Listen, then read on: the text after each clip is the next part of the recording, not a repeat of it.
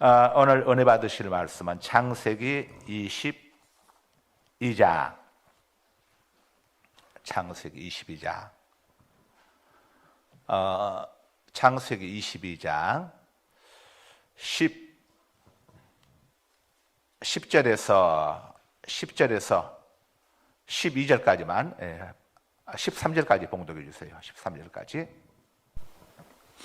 손을 내밀어 칼을 잡고 그 아들을 잡으려 하니 여호와 사자가 하늘에서부터 그를 불러 이르시되 아브라함아 아브라함아 하시는지라.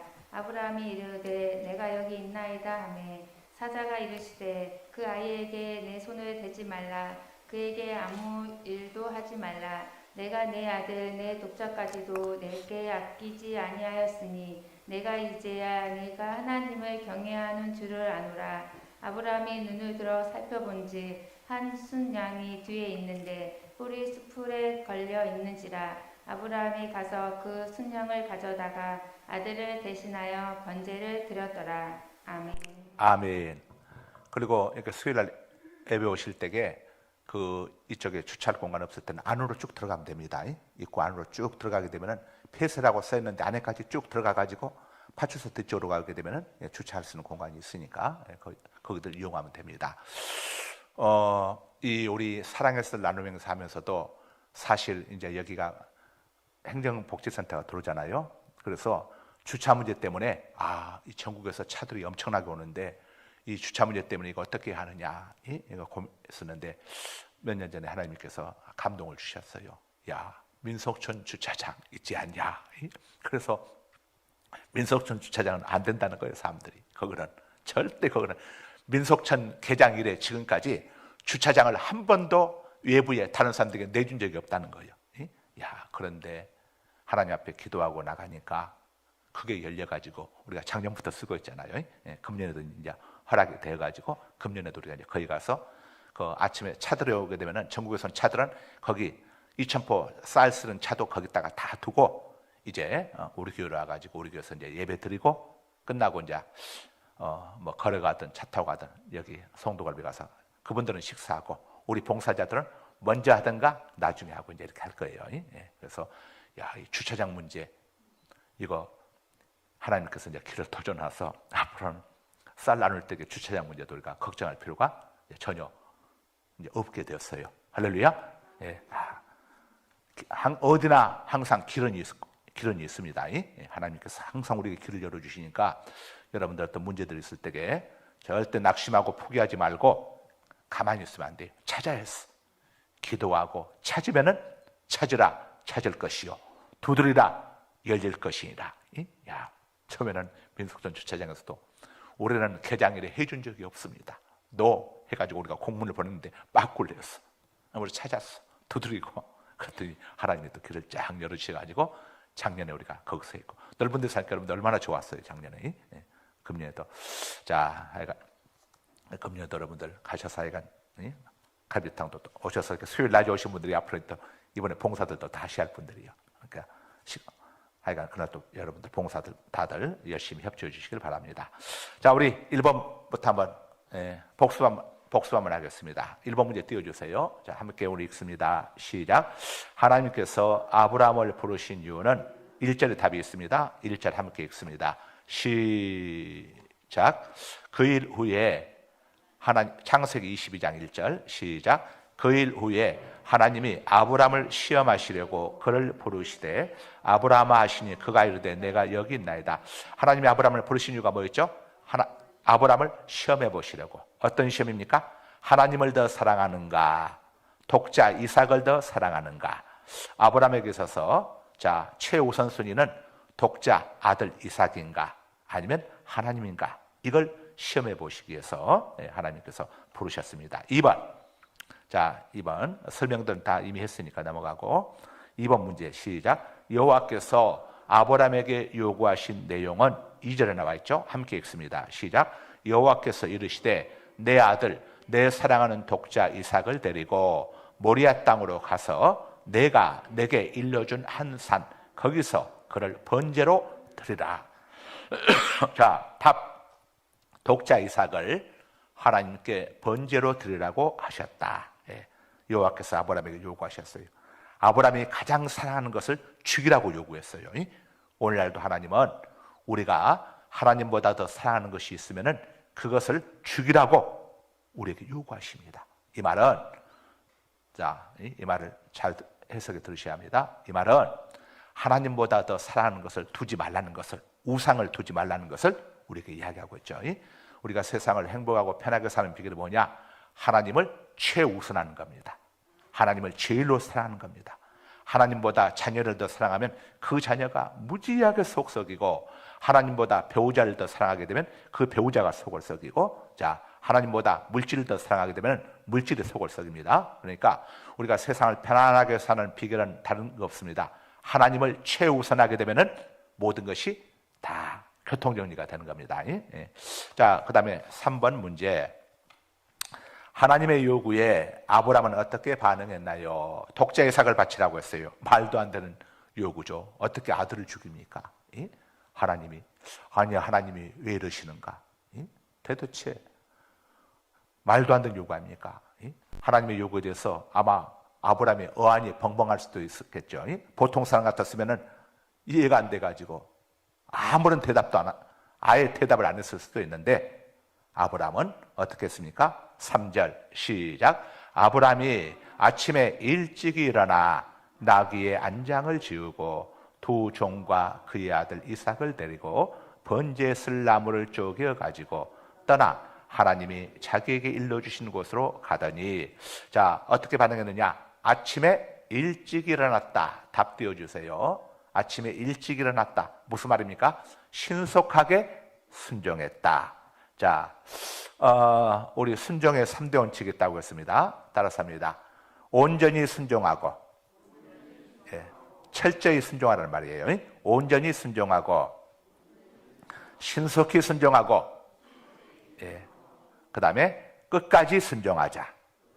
순종의 3대 원칙. 다시 한번, 온전히 순종하고, 철저하게 순종하는 겁니다. 선택적으로 순종하지 말라는 거예요. 이건 순종하고 저건 안 하고 이러지 말고 모든 걸 순종하라 이거예요. 철저히 순종하고, 그 다음에 신속히 순종하고, 하나님, 제가 좀 생각 좀 해보겠습니다. 제 아내 사라하고 의논 좀 해보겠습니다. 아브라함은 이렇게 하지 않았습니다. 신속히 순종했어요. 아침에 일찍 일어났다는 것은 그걸 이야기하죠. 밤새 얼마나 고민을 했겠습니까? 아침에 일찍 일어났다고 하는 이 말 속에는 아마 밤잠을 못 잤다는 의미도 담겨 있겠죠. 여러분, 새벽에 나이가 들게 되면 일찍 일어나잖아요. 잠이 안 오니까. 자, 밤잠을 못 자면서 아브라함은 아마 고민했겠죠. 신속히 순종을 했습니다. 순종하고, 그 다음에 어떻게 했습니까? 사흘길까지, 마지막 순간까지, 끝까지 순종했어요. 순종의 3대 원칙. 다시 한번 따라서 합시다. 온전히 순종하고, 신속히 순종하고, 끝까지 순종하자. 자, 4번 문제. 하나님께서 지시하신 장소까지 며칠 걸리는 거리였나요? 자, 4절 시작. 제3일에 아브라함이 눈을 들어 그곳을 멀리 바라본지라. 며칠 걸리는 거리였습니까? 사흘길이죠. 사흘길. 자, 이 사흘길은 또 영적으로도 의미가 있죠. 우리 예수님이 죽으셨다가 사흘 만에 부활하신 날이기도 하고, 또 이 3일은 인간의 마음이 가장 잘 변덕을 부릴 수 있는 기간이 3일입니다. 그래서 작심 3일이라고 하죠. 3일을 넘기는 게 쉽지가 않아요. 자, 제3일의 말은 지심받은 날로부터 해가지고는 나흘째가 되는 날을 이야기하는 겁니다. 자, 그 다음에 5번 문제 봅니다. 5번 문제. 참고로 이 모리아산 아브라함이 이삭을 죽여서 번제로 바치라고 했던 그 모리아산, 이 모리아산에 훗날 솔로몬의 성전이 세워지게 됩니다. 솔로몬의 성전. 자, 다음에 5번입니다. 5번. 자, 시작. 아브라함은 모리아산에 올라가면서 종들에게 남긴 3가지 메시지는, 5절을 봅니다. 5절 시작. 이에 아브라함이 종들에게 이르되 너희는 나귀와 함께 여기서 기다리라. 내가 아이와 함께 저기 가서 예배하고 우리가 너희에게로 돌아오리라 하고. 자, 세 가지 메시지 답 띄워주세요. 첫째, 나귀와 함께 여기서 기다리라. 종들에게 남긴 메시지입니다. 나귀와 함께 여기서 기다리라.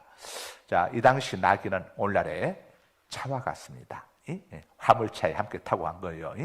거기다가 물건도 싣고 종들도 태우고 둘도 태우고. 자, 그 다음에 둘째, 내가 아이와 함께 저기 가서 예배하겠다. 내가 아이와 함께 저기 가서 예배하겠다. 이렇게 이야기하죠.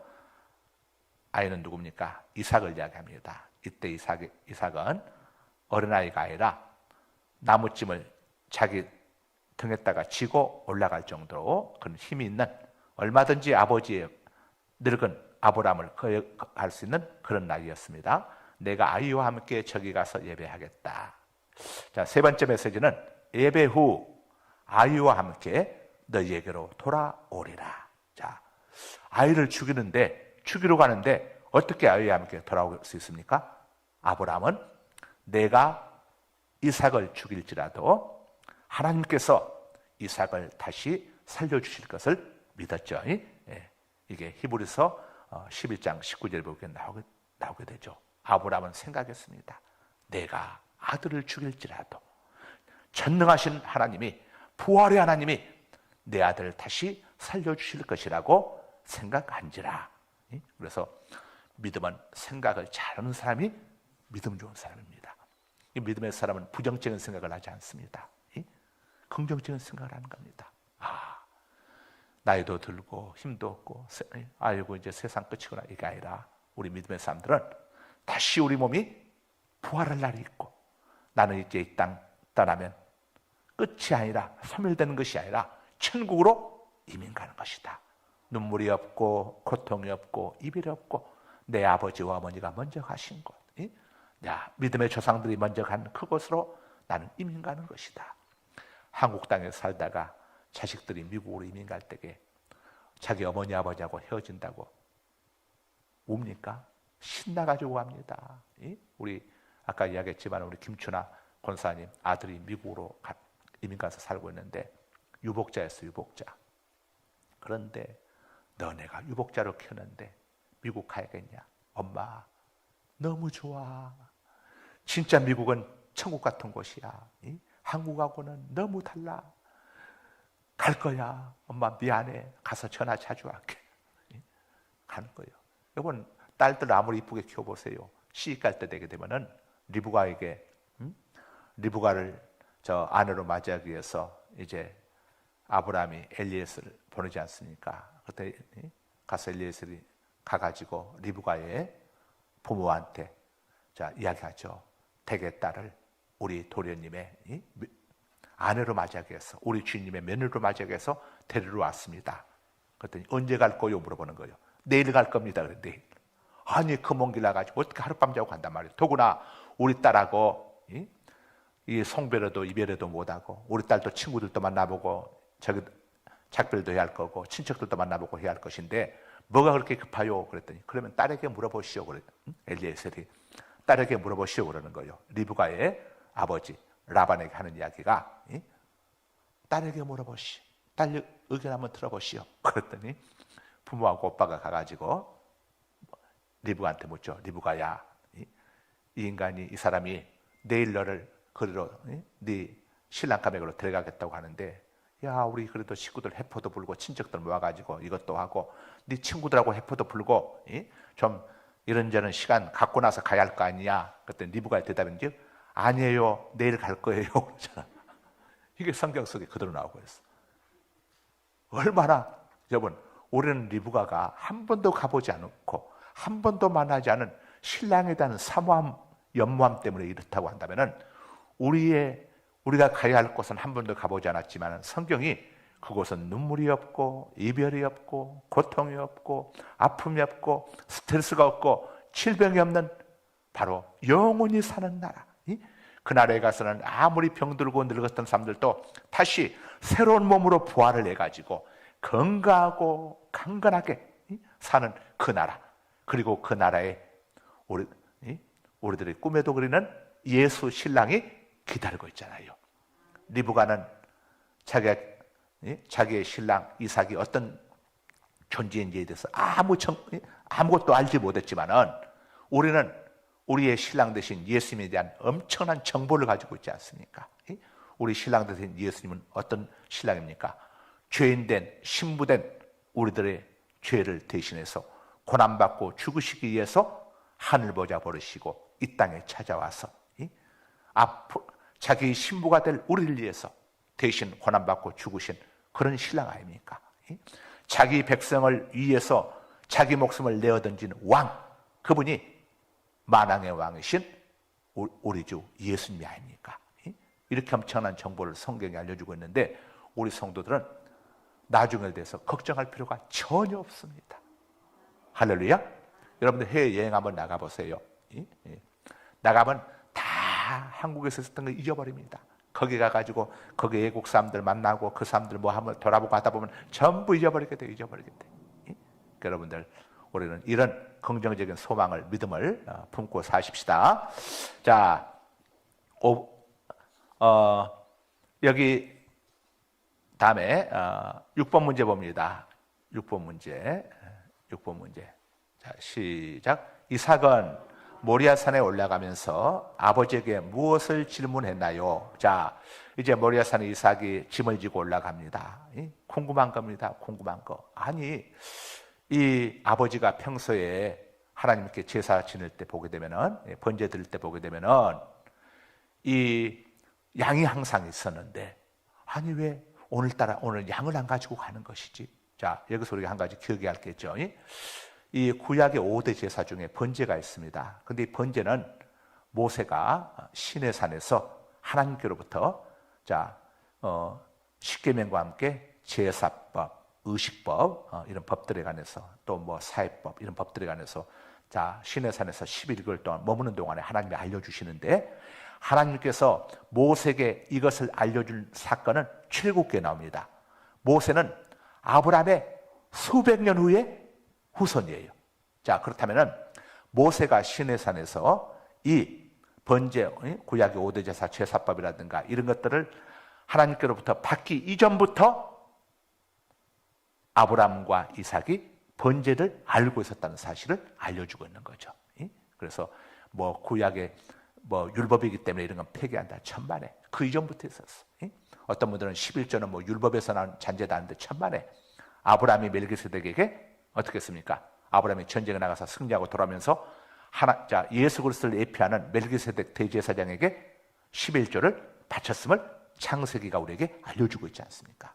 모든 것들이 다 성경 속에 되어진 것들이 어느 시대에만 해당된 게 아니라 성경에서 하는 모든 것은 영원하신 하나님의 말씀이기 때문에 오늘 또 우리 모두에게 영원히 그대로 적용된다는 것을 우리가 알려주고 있어요. 그래서 이번 출애굽 민수기에 보게 되면은 이스라엘 백성들이 이 광야에서 길 때문에 길을 우회해서 에돔 땅을 지나가야 하는데 에돔 백성들이 못 가게 하는데 전쟁을 해야 하는데 하나님이 너희 형제 국가니까 싸우지 말라고 하니까 할 수 없이 돌아가다가 왔던 길로 또 돌아가야 하다 보니까 화딱지가 나가지고 막 불평하지 않습니까? 그때 하나님께서 진노하셔가지고 불뱀을 보내가지고 그들을 물게 하셨어요.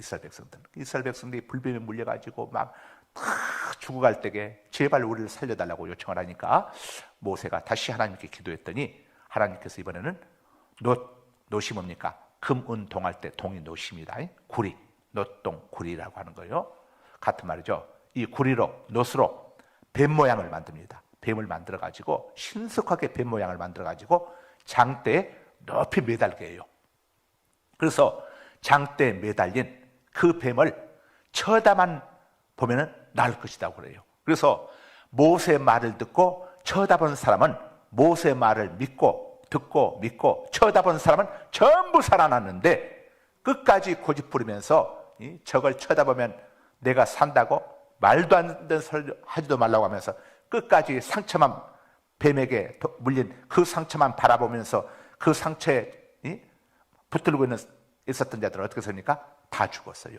이것은 우리가 내 죄, 내 죄만 바라보면서 나 같은 죄인이 어떻게 구원받을 수 있겠는가? 자기 죄만 집착하고 바라보는 인간들은 멸망할 수밖에 없지만은, 그러나 어떤 흉측한 죄인이라도 나무가, 장대가 상징하는, 바로 장대는 십자가를 상징하죠. 이 구리뱀, 놋뱀은 예수님을, 예수 그리스도를 상징하는 겁니다. 불뱀 속에는 독이 있었지만 놋뱀 속에는 독이 없어요. 똑같은 뱀, 똑같은 사람의 모양으로 이 땅에 오셨지만 죄가 없으신 구리뱀, 죄가 없는 예수 그리스도를 예표하는 게 바로 구리뱀입니다. 그래서 구약 시대 때 벌써 믿음으로 구원받는다고 하는 것은, 여러분, 그들이 쳐다만 보고 구원받았어요. 이건 하나님의 은혜지. 불뱀에 물려가는 그들이 어떤 도덕적인 수양이나 공의나 어떤 걸 뭐가 어디 있어요? 지금 죄 때문에 지금 죽어가고 있는 거예요. 죄 때문에. 하나님 앞에서 선하고 의로운 행위를 할 뭐가 어디 있어요? 아무것도 없어. 지금 원망하고 불평하는 죄 때문에 죽었는데, 그들이 장대에 매달린 놋뱀, 십자가에 달리신 예수 그리스도를 바라보는 순간 쳐다보는 자들은 전부 다 구원을 받고 깨끗이 고침을 받았어요. 이건 믿음으로 구원받는 역사가 신약에서만 있는 게 아니라 이미 구약 때부터 있었음을 우리에게 예표해주고 있는 겁니다. 알려주고 있는 거예요. 그래서 요엘서 2장 32절에 보게 되면은 누구든지 여호와 이름을 부르는 자는 구원을 받으리니, 이렇게 말씀을 하고 있어. 누구든지 여호와 이름을 부르는 자는 구원을 받으리니. 여호와 이름을 부르는 자, 예수 이름을 부르는 자는 누구든지 구원을 받으리니 주 예수를 믿으라. 그러면 너와 내 가정이 구원을 얻으리라.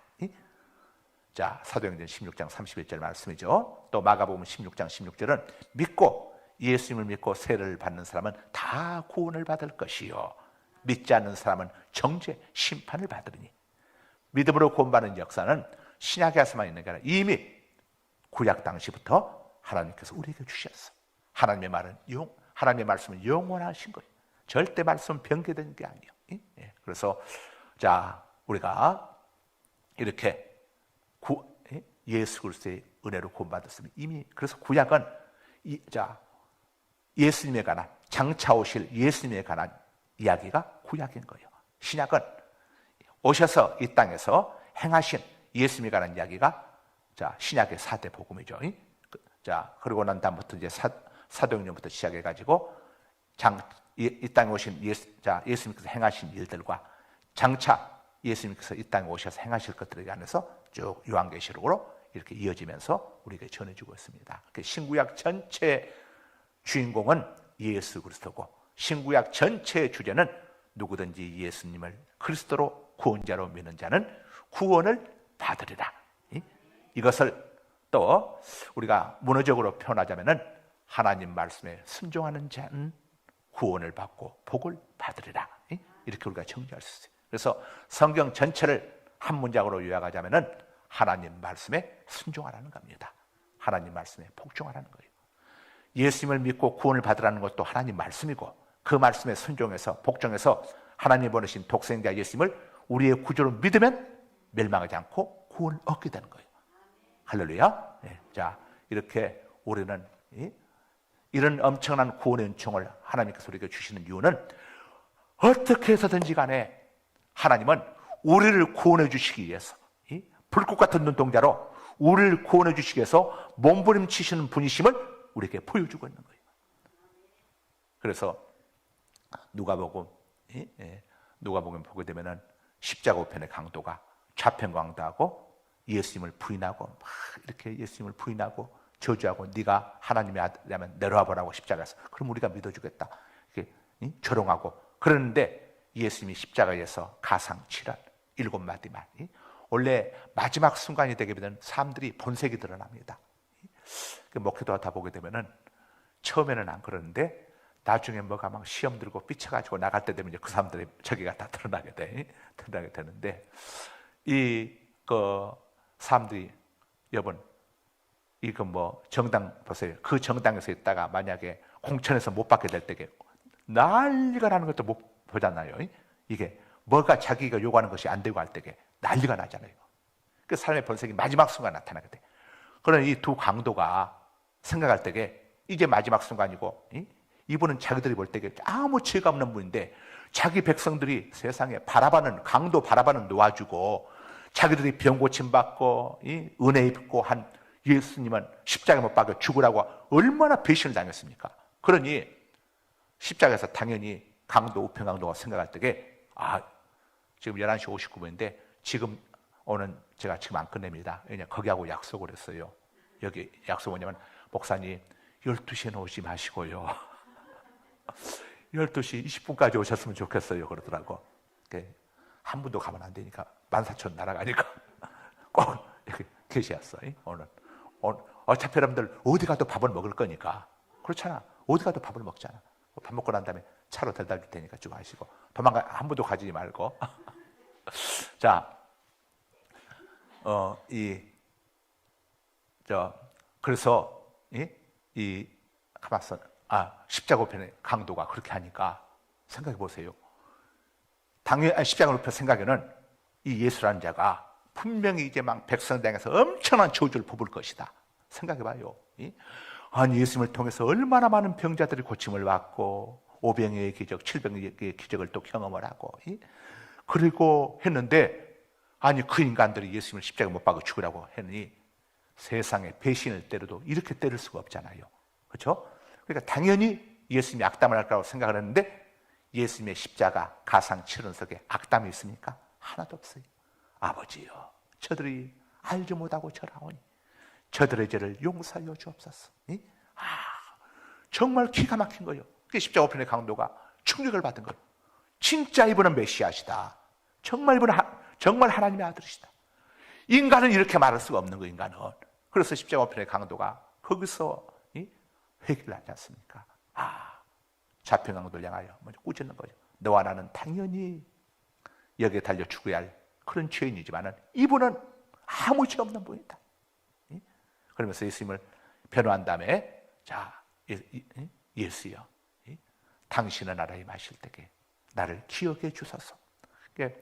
구원해달라는 말을 못하는 거예요. 그냥 염치가 있어야지. 벼르기도 낯짝이 조금 전까지만 해도 예수님을 그렇게 희롱하고 저기 했는데 그러니까 구원해달라는 말은 차마 못하고 기억만 해달라고 하는데 예수님께서 뭐라고 합니까? 내가 예수께서 이르시되 내가 진실로 내게 이르노니 오늘 내가 나와 함께 낙원에 있으리라. 낙원에 들어간다 이거죠. 이건 예수님이 하나님이 우리를 구원해 주시고자 하는 하나님의 그 열망이 얼마나 강력한 것인가 하는 것을 우리에게 보여주는 거예요. 하나님은 하여간 건수만 있으면 뭐라도 이만한 거리만 있으면 그걸 근거로 인해 가지고 우리를 구원해 주시고자 하는 이 하나님의 사랑이 얼마나 엄청난 것인가. 그런데 이제 가끔 이단들이 그럽니다. 아이고 마태복음 7장 24절 봐라. 나더러 주여 주여 하는 자마다 천국에 들어갈 것이 아니고 하늘에 계신 내 아버지의 뜻대로 말씀대로 행하는 자라야 들어가라고 하지 않느냐. 주여 주여라고 한다고 해서 들어가느냐 하는 거예요. 근데 여러분 성경을 볼 때에 통전적으로 봐야 합니다. 어느 한 구절만 보면 안 돼. 여러분 성경을 보다 보면 어떤 목사님이 구약을 열심히 보고 난 다음에 뭐라고 하냐면은 아이고 하나님 말씀 안 지키면 율법 안 지키면 구원 못 받겠네. 이분이 거기에 따면 구약에 따면 올인하다가 이분이 이래가지고 이걸 아주 저기 해가지고 본인도 엄청난 스트레스를 받고 이걸 전하다가 이분이 한국에서 한참 잘 나갈 분이 완전히 이분이 기세가 꺾여져 가지고 목사님 성경을 그렇게 보면 안 됩니다. 주변에 이제 이분을 아끼는 분들이 이렇게 해가지고 이제 이분이 나중에는 이제 이분이 그런 이런 부분에 대해서 이제 저기가 되었는데 성경은 통전적으로 보란 말은 전체를 보란 말이에요. 전체를 보란 말이에요. 예를 들자면은 우리 김성아 집사님 딸 하은이가 있어요. 딸 하은이가 이 녀석이 하여간 친구들 좋아해가지고 놀러 다니기 좋아하고 하은이가 진짜로 그렇다는 게 아니라 우리 하은이가 있는데 그래서 우리 집사님이 너 공부 안 하고 친구들하고 놀러 다니고 너 이번에도 성적 만약에 80점 밑으로 나오면은 너 집에 올 생각도 하지 마. 나하고 엄마하고는 인연 끝이야. 근데 하은이가 시험을 봤는데 60점이 나왔네. 집에 못 들어가고 있는 거야. 집에 못 들어가고 있는데. 그런데 바로 우리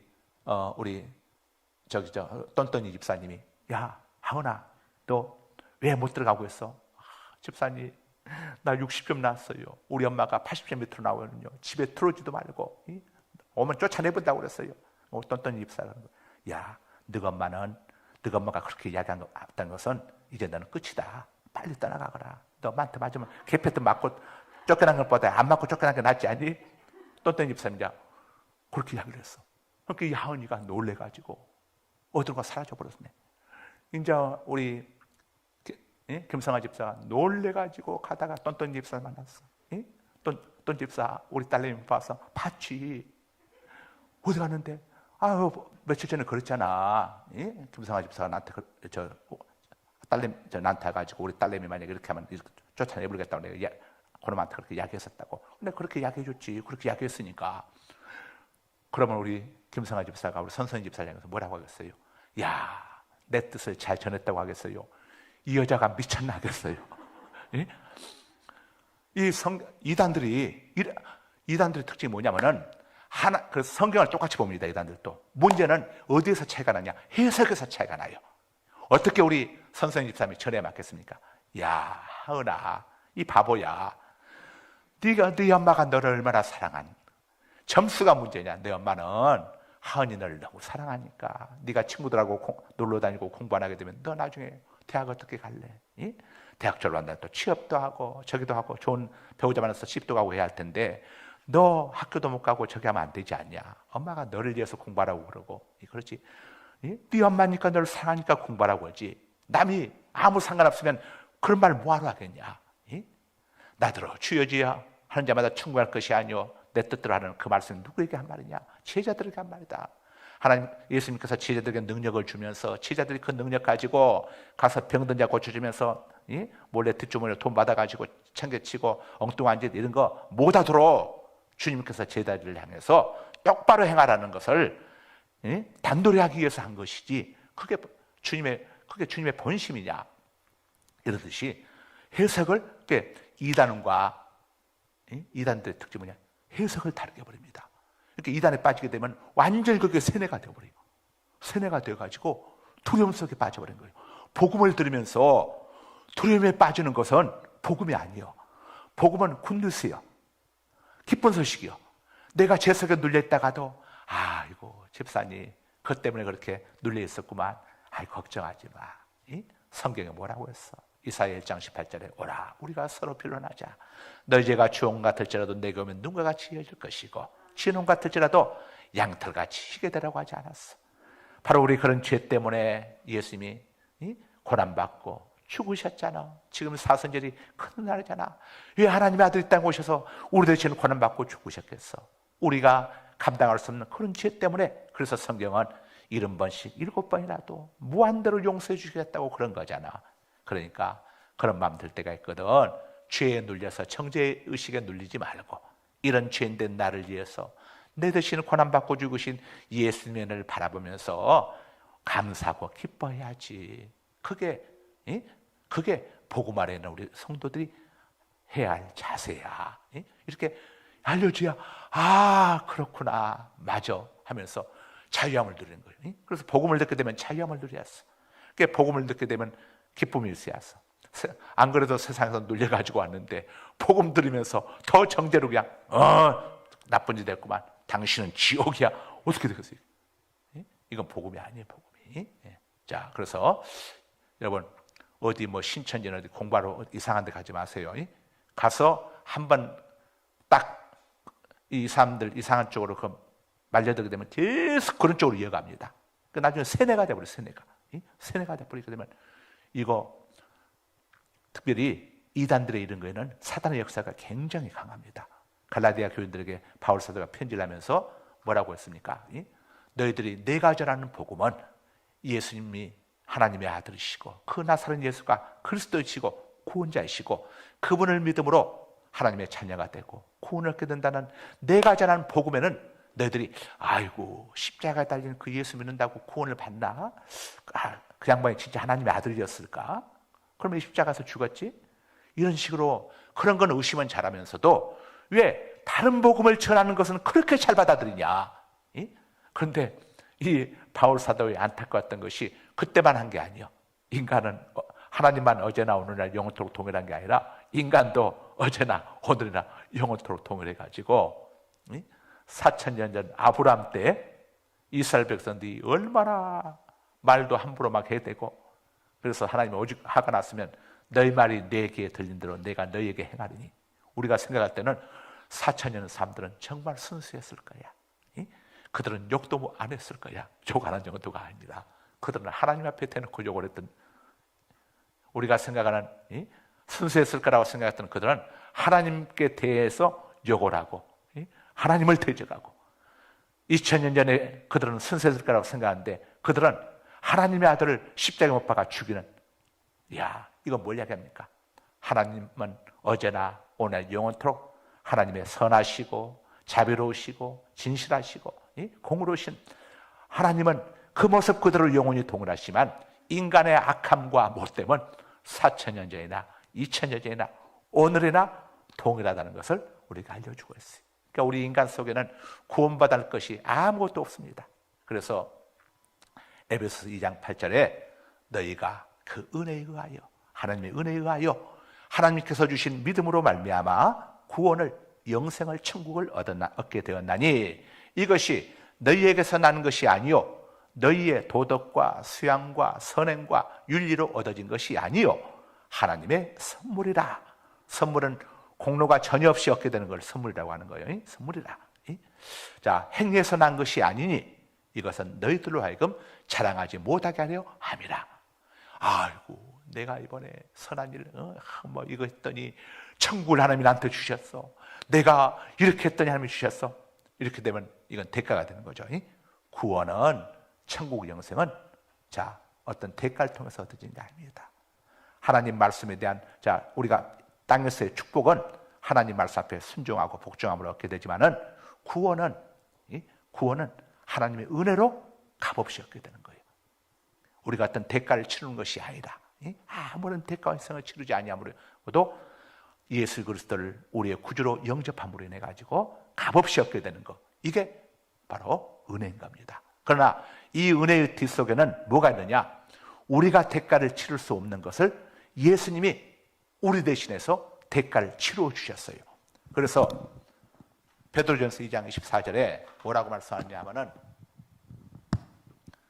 베드로전서 2장 24절에 친히